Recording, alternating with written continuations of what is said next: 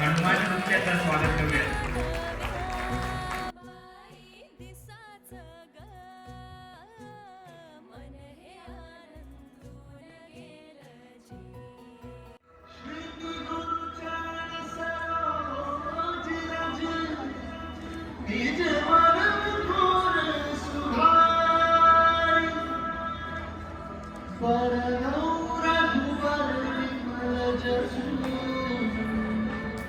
जोराय पालचारी बुद्धिहीन तनु जानिए सुमिरो पवन कुमार बल बुद्धि विद्या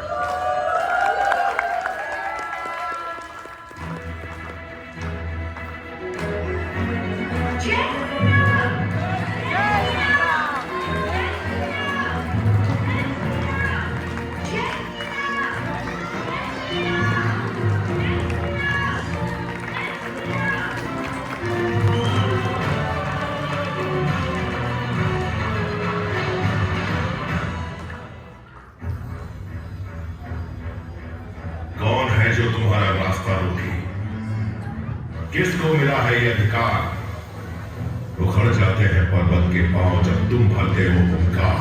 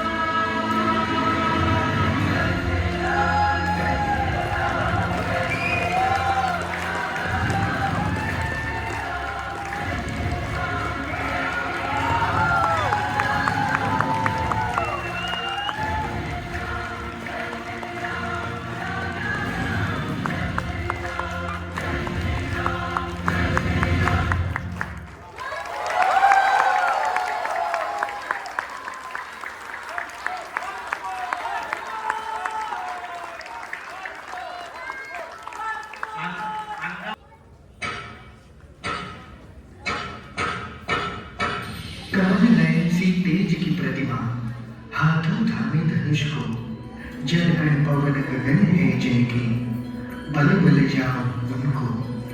पिता वचन को प्रथम निभाने, त्याग दिया निज धाम, दरस को तेरे तरस में जाओ, जय जय जय श्री राम।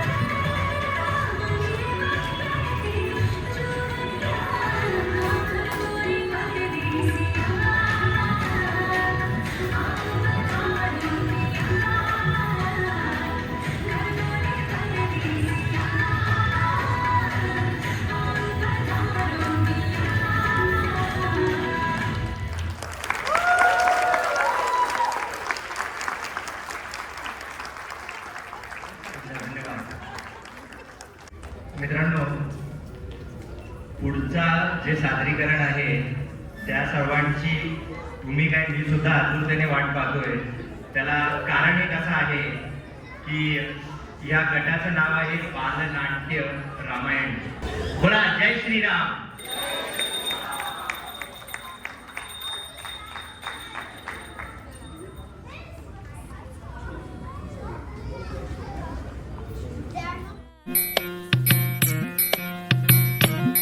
कथा श्रीरामाची ऐका, कथा श्रीरामाची ऐका, कथा श्रीरामाची ऐका. घुमतो दाही दिशा डंका, कथा श्रीरामाची ऐका, कथा श्रीरामाची ऐका.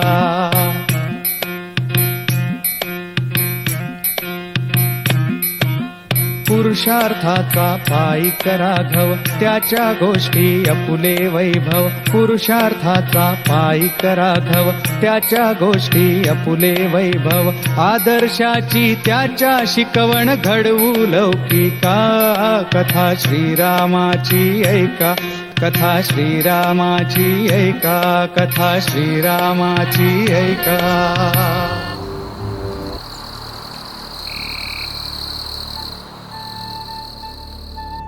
एकदा काय होतं, श्रावणबाळ आपल्या अंध आईवडिलांना घेऊन तीर्थयात्रेला निघाला होता. त्यांना तहान लागल्यामुळे एका नदीकाठी बसवून तो पाणी आणण्यासाठी नदीवर गेला. कमंडलू पाण्यात बुडवल्यावर बुडबुड असा आवाज झाला. इकडे शिकारीसाठी दबा धरून बसलेल्या दशरथ राजाला वाटले की कुणीतरी प्राणी पाणी प्यायला आलाय, म्हणून त्याने बाण सोडला. आई ग! आवाज आल्यामुळे राजा तिथे जवळ जाऊन बघतो. तिथे त्याला जखमी श्रावणबाळ दिसतो. जखमी श्रावण आपल्या आई वडिलांना पाणी देण्याची विनंती करतो. राजा आई वडिलांजवळ येतो. हा आपला श्रावणबाळ नाही हे कळताच दुःखी होऊन पाणी न घेता ते राजाला शाप देतात. तुलाही पुत्रवियोग होईल असा शाप देऊन प्राण सोडतात. शाप ऐकून खचून गेलेला राजा घरी परतला. आपले गुरु वशिष्ठ मुनी यांना त्याने सगळी हकीकत सांगितली.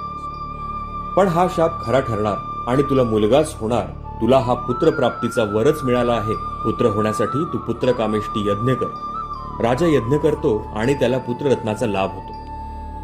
विश्वामित्राबरोबर जात असताना वाटेत त्यांना एक जीर्ण कुटीर दिसते.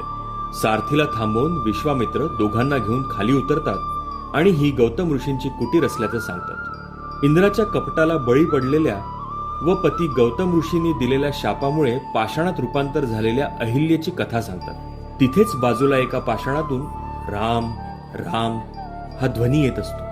श्रीराम जय जय राम. श्रीराम जय जय राम. ऋषी म्हणतात, रामा, ही अहिल्या तुझी किती वर्ष वाट पाहते. तू हिला गौतम ऋषीच्या शापातून मुक्त कर. राम आपल्या पदस्पर्शाने अहिल्याचा उद्धार करतात.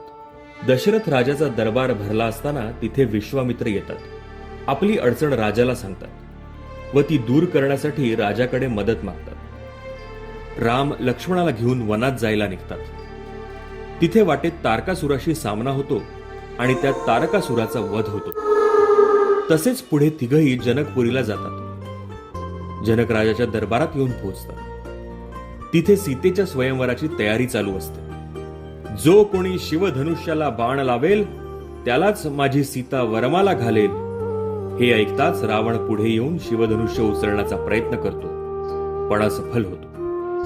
विश्वामित्र रामाला धनुष्य उचलण्याची आज्ञा करतात. श्रीराम उठतात आणि धनुष्यासमोर येऊन आधी धनुष्याला प्रणाम करतात. नंतर ते धनुष्य सहज उचलतात. धनुष्य उचलल्याबरोबर त्या धनुष्याचे मधून 2 तुकडे होतात. अशा प्रकारे सीता स्वयंवर झाले. मेरा हृदय तुम हो, श्वास तुम ही रहती सदा हो, मेरे पास तुम ही. इकडे दशरथ राजाच्या दरबारात रामाच्या राज्याभिषेकाची तयारी चालू असते. रामाचा राज्याभिषेक होणार हे कळताच मंथरा कैकेयीला तिच्या 2 वरांची आठवण करून देते. राजाला महालात बोलवण्याचा निरोप देते. राजा येताच राणी कैकेयी आपले 2 वर मागते. माझा मुलगा भरत गादीवर बसावा व राम वनवासात जावा. हे ऐकताच राजा दुःखी होतो. इकडे राम कैकेयीला भेटण्यास येता कैकेयी त्याच्या पित्याने दिलेल्या 2 वरांबद्दल त्याला सगळं काही सांगते. आज्ञेचे पालन करून राम, लक्ष्मण आणि सीता हे वनवासात जायला निघतात.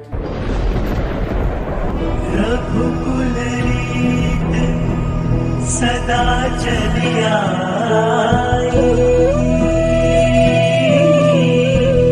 प्राण जाए पर वचन न जाए. सिया राम जय जय राम. राम सिया राम जय जय राम. सिया राम जय जय राम. राम सिया राम जय जय राम. रावणाची बहीण शूर्पणखा एका सुंदर स्त्रीचं मायावी रूप घेऊन पर्णकुटीर जवळ येते. ती पंचवटीत राम लक्ष्मण यांच्यासमोर विवाहाचा प्रस्ताव करते. तिचे खरे रूप ओळखून राम तिला नकार देतात. ती लक्ष्मणाजवळ येते आणि लक्ष्मण क्रोधित होतो. क्रोधित होऊन तिचे नाक कापतो. ती तशीच रडत रावणाकडे जाते. सगळा घडलेला प्रकार सांगते. रावण क्रोधित होऊन म्हणतो, मी ह्याचा बदला घेईन. मारीच राक्षस स्वर्णमृगाचं रूप घेऊन आश्रमाबाहेर येतो. ते पाहून सीतेला तो मृग हवा हवासा वाटतो आणि ती रामाजवळ हट्ट करते, हा सोनेरी मृग मला हवाय. रामाला माहिती होते की तो मायावी राक्षस आहे. तरी सुद्धा केवळ सीतेसाठी राम मृगाला पकडण्यासाठी त्याच्या मागे जंगलात जातात. थोड्याच वेळात आवाज येतो, सीते धाव, लक्ष्मणा धाव. हे ऐकून सीता घाबरते. लक्ष्मणाला सांगते, हे लक्ष्मणा, तुझे बंधू संकटात आहेत, तू मदतीला जा. ह्यावर लक्ष्मण म्हणतो, हा आवाज रामाचा नव्हेच, हा आवाज त्या मायावी राक्षसाचा आहे. हे ऐकून सीता खूप क्रोधित होते व लक्ष्मणाला आदेश देते की तू वनात जा. लक्ष्मण निघायच्या आधी पर्णकुटीर बाहेर बाणाने एक रेघ आखतो व तिला विनंती करतो, हे माते, काहीही झाले तरी तुम्ही ही रेषा ओलांडू नका, असे म्हणून तो जंगलात जातो. हे पाहताच रावण साधूचे रूप घेऊन पर्णकुटीर बाहेर येऊन भिक्षा मागतो. भिक्षान देई माही, भिक्षान देई. भिक्षा देऊ करताच साधू रूपातील कपटी रावण तिला म्हणतो, हे माई, बाहेर येऊन भिक्षा दे. हे ऐकताच सीता लक्ष्मण रेषेच्या बाहेर येऊन भिक्षा देऊ लागतो. रावण आपल्या खऱ्या रूपात प्रकट होतो. तिचा हात पकडतो आणि आकाश मार्गाने लंकेकडे रवाना होतो. सीता रामाच्या नावाने रडू लागते. आपला मागमूस लागावा म्हणून जवळील एक एक दागिना मार्गात टाकत जाते. सीतेच्या रडण्याच्या आवाजाकडे जटायू पक्षाचे लक्ष जाते. जटायू पक्षी हे सगळे दृश्य बघतो आणि तिच्या मदतीसाठी धावून जातो. काही वेळ रावण आणि जटायूमध्ये युद्ध होतं.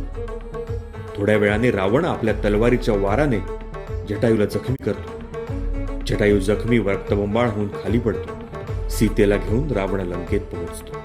सीतेने टाकलेल्या अलंकाराच्या मदतीने तिचा शोध घेत असताना राम आणि लक्ष्मणाची भेट जटायू पक्षाशी होते. जटायू पक्षी त्यांना सीताहरणाची घटना सांगतो. त्याने दिलेल्या माहितीच्या आधारे राम आणि लक्ष्मण आपला प्रवास दक्षिण दिशेने सुरू करतात. जंगलातून जात असताना वाटेत त्यांना एक झोपडी दिसते. इंद्राची शापित अप्सरा शबरी रूपाने तिथे रामाची वाट पाहत असते. मेरी झोपड़ी के भाग आज खुल जाएंगे, राम आएंगे. राम लक्ष्मणाला बघून ती अत्यंत आनंदित होते. त्यांचं स्वागत करते आणि म्हणते, हे श्रीरामा, किती वर्ष तुमची वाट पाहायची. तुम्हाला बघून मी प्रसन्न झाले आणि त्यांना बोर देऊ करते. मात्र प्रत्येक बोर देताना आधी ती स्वतः चाखून बघायची आणि मग श्रीरामाला द्यायचे, कारण तिला श्रीरामांना आंबट बोर द्यायचं नव्हतं. हे बघून रामाने स्मितहास्य केले. हे बघून लक्ष्मणाने विचारले, ती उष्टी बोरं तुला देत आहे, तरी तुमच्या चेहऱ्यावर स्मितहास्य का? राम म्हणतात, हे बंधू लक्ष्मणा, ही शबरीने प्रेमाने दिलेली भेट आहे. विश्रांती घेऊन राम लक्ष्मण निघतात. शबरी त्यांच्या पायावर डोकं ठेवते आणि तिचा उद्धार होतो.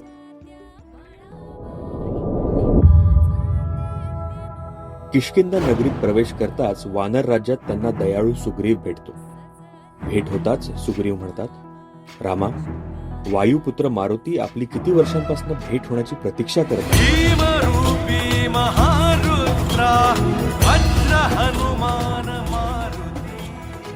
ते सगळे मारुतीकडे येतात. मारुती रामाला प्रेमाने आलिंगन देऊन, हे रामा, किती वर्ष तुमची वाट पाहतोय. आज मी तुम्हाला पाहून धन्य झालो. दुष्ट वालीबरोबर युद्ध जिंकून आणि सुग्रीवाचे राज्य त्याला परत करून राम लक्ष्मण त्यांच्याकडे त्यांच्या वानरसेनेची मदत मागतात. तिथे सगळे एकमताने ठरवतात की हनुमानाला आधी आपण लंकेत पाठवायचं. सीतेच्या शोधात हनुमान आकाश मार्गाने लंकेत येऊन पोहोचतात. सीतेचा शोध घेत असताना अशोकवनात एका वृक्षाखाली त्यांना एक स्त्री रडताना दिसते. ते पाहून हनुमान तिला म्हणतात, हे माते, मी रामभक्त हनुमान आपल्या शोधासाठी आलोय. सीता माता म्हणते, आपण कोण? मी कसे समजू आपल्याला प्रभूने पाठवले होते? तेव्हा ओळख म्हणून हनुमान रामाची अंगठी दाखवतात. तितक्यात तिथे रावणाचे शिपाई येतात. हनुमानाला पकडून घेऊन जातात. दरबारात रावण म्हणतो, हे वानरा, तू इथे का आलायस? हनुमान म्हणतात, हे राजा दशानना, मी रामभक्त हनुमान आपणास विनंती करतो की आपण माता सीतेस परत पाठवावे. रावण म्हणतो, ते कदापि शक्य नाही, हे जाऊन तू रामाला सांग. असे म्हणून रावण शिपायांना हनुमानाला बंदी करायचे आदेश देतात. पण हनुमानाला बंदी करायला लागताच हनुमान शरीराने मोठा होऊ लागतो. रावण म्हणतो, ह्याला बंदी करून ह्याच्या शेपटीला आग लावा. शिपाई शेपटीला हात लावताच ती वाढत जाते. हे सगळं हनुमान आपल्या लीलेने करत होते. शेवटी हनुमान शांत होतात. त्यांच्या शेपटीला आग लागते आणि हनुमान उग्र रूप धारण करून लंकेत सैरावेरा पळत सुटतात आणि अख्खी लंका पेटवतात. राग शांत झाल्यावर ते परत रामाला भेटायला किष्किंधेत येतात. राम सगळ्यांना एकत्र करून सभा घेतात. त्यामध्ये मारुती लंकेत घडलेली सगळी हकीकत सांगतात. राम, लक्ष्मण, सुग्रीव, मारुती आणि इतर वानर सेना लंकेच्या दिशेने रवाना होते. वाटेत समुद्र दिसल्यामुळे हा समुद्र पार कसा करायचा हा प्रश्न त्यांना पडतो. सगळे एकमताने ठरवतात, पाण्यात दगड टाकून पूल बांधायचा. पण दगड टाकताच ते खाली तळाला जाणार. मग मारुती सांगतात, प्रत्येक दगडावर राम लिहून पाण्यात समुद्रात टाका. आणि काय आश्चर्य, दगड पाण्यात तरंगू लागतात. इतक्यात तिथे एक हार मातीत लोळून तुरु तुरु पाण्यात जात असते. हे बघून अंगद मारुतीला आश्चर्याने विचारतो, हा एवढाचा जीव नक्की काय करतो? हे सगळं मारुतीच्या लक्षात येतं. ते हसून अंगदला म्हणतात, प्रभू श्रीरामाच्या सेतू बांधण्याच्या कामात हातभार लावतो. ती अंगाला वाळू फासून समुद्रात अंग झाडतो. ते सगळं बघून तिथे असलेल्या रामाला आश्चर्य वाटतं. ते तिला जवळ बोलवतात व तिच्या पाठीवर कौतुकाने हात फिरवतात. अशा प्रकारे सेतू तयार होतो. रावण बिभीषणाकडे मदत मागतो. हे बिभीषणा, माझ्या वतीने तू युद्धास जावे. तेव्हा बिभीषण रावणास म्हणतो, अजूनही वेळ गेलेली नाहीये. तू सीतेस परत पाठव. मला क्षमा कर, मी तुझी मदत करू शकत नाही. मी सत्याच्या बाजूने आहे. आणि तो जाऊन रामाला भेटतो. मंदोदरी हात जोडून रावणास विनंती करते, महाराज, आजूबाजूला अपशकुन अमंगल घडत आहे. ही चेतावणी आहे. आपण सीतेला सोडून द्यावे. इकडे सेतू तयार झाल्याबरोबर राम आणि वानर सेना लंकेला निघतात. तिथे त्यांचा सामना इंद्रजित बरोबर होतो. सर्व कलागुण संपन्न असा रावणपुत्र इंद्रजित युद्ध सुरू करतो. आरंभ है प्रचंड, बोल मस्तकों के झुंड, आज जंग की घड़ी की तुम गुहार दो.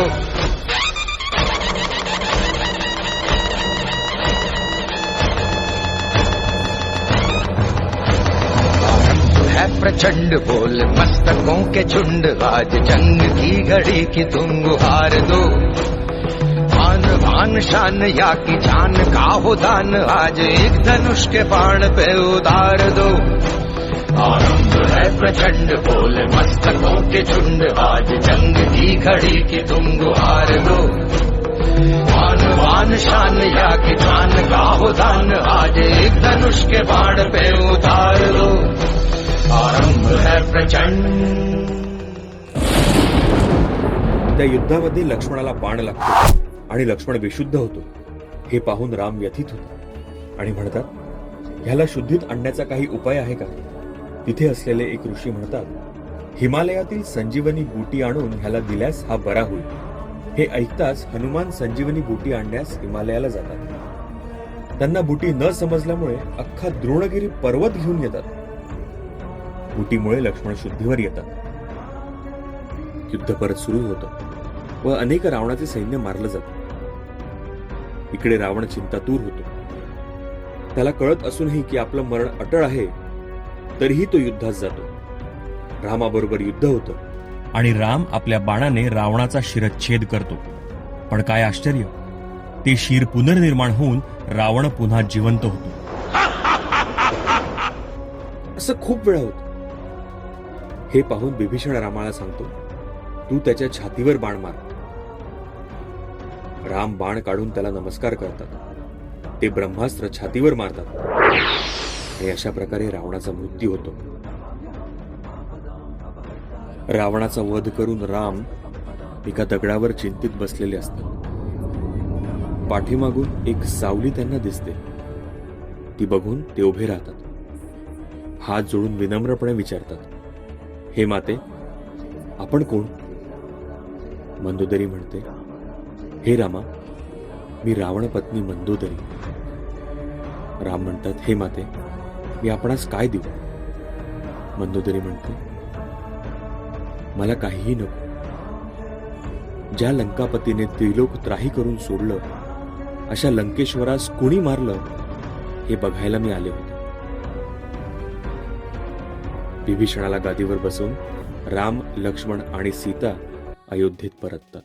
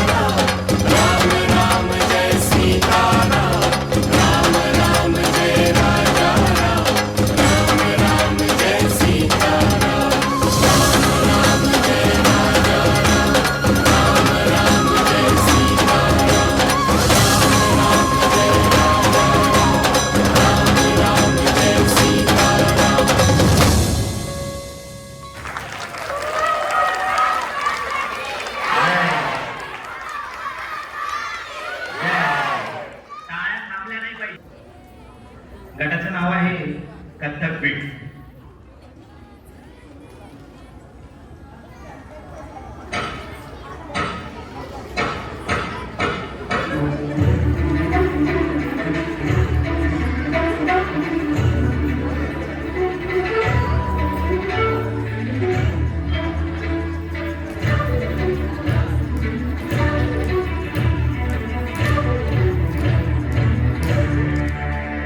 श्री राम राम राम राम सत्य राम राम राम चेतन अचेतन सब राम है राम है राम है राम है. श्री राम राम राम राम सत्य राम राम राम चेतन अचेतन सब राम है राम है राम है राम है. श्री राम राम राम राम राम राम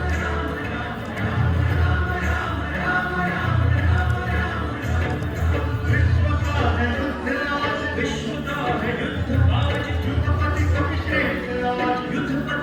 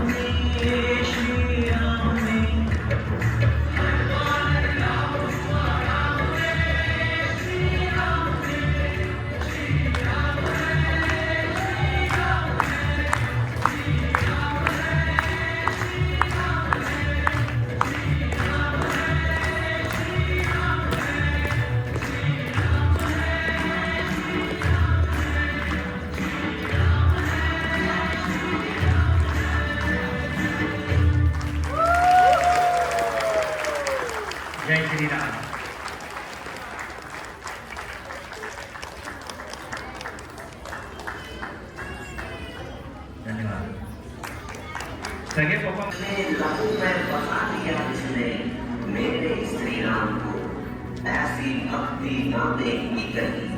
नमन भक्त हनुमान को, नमन भक्त हनुमान को।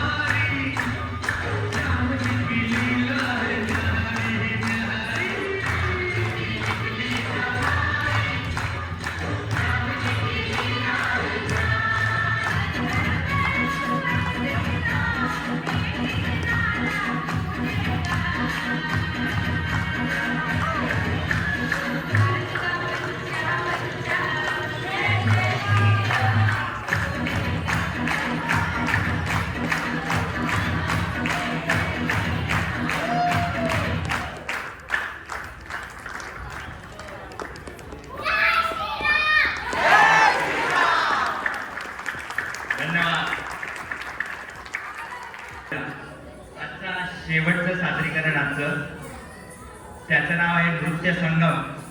श्रीरामांचा वनवास आणि रावण युद्ध गाथा या नृत्य संगमामध्ये नृत्य संगम शेवटचा परफॉर्मन्स आहे. टाळ्यांच्या गजरात आपण स्वागत करूया.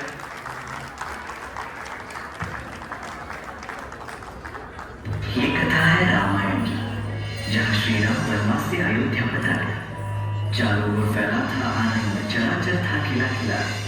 स्वागत की तैयारी में व्यस्त थी अयोध्या की 3 बहुएं, श्रुतकीर्ति, मंडली और उर्मिला।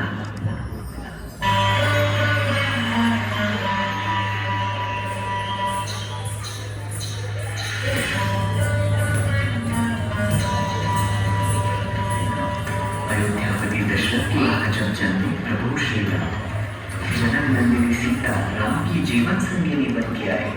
उन दोनों की परछाई बनने की लक्ष्मण ने शपथ ठेकाई।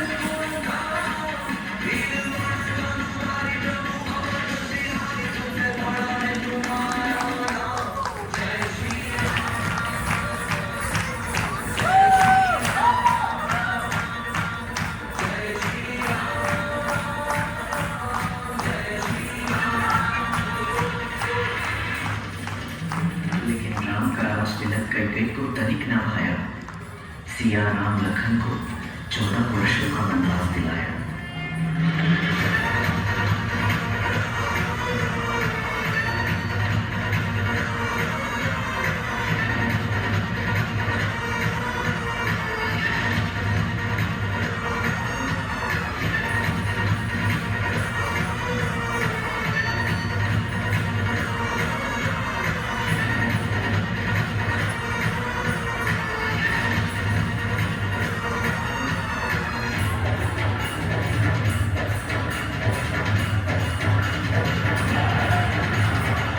पंचवटी में शूर्पणखा का हृदय राम पर आया।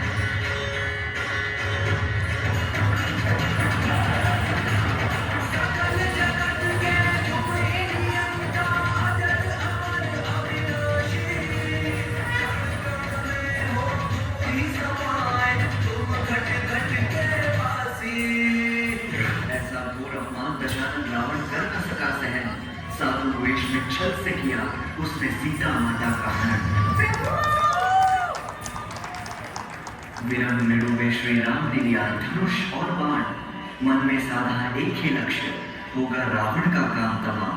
जय श्री राम, जय श्री राम, जय श्री राम, जय श्री राम,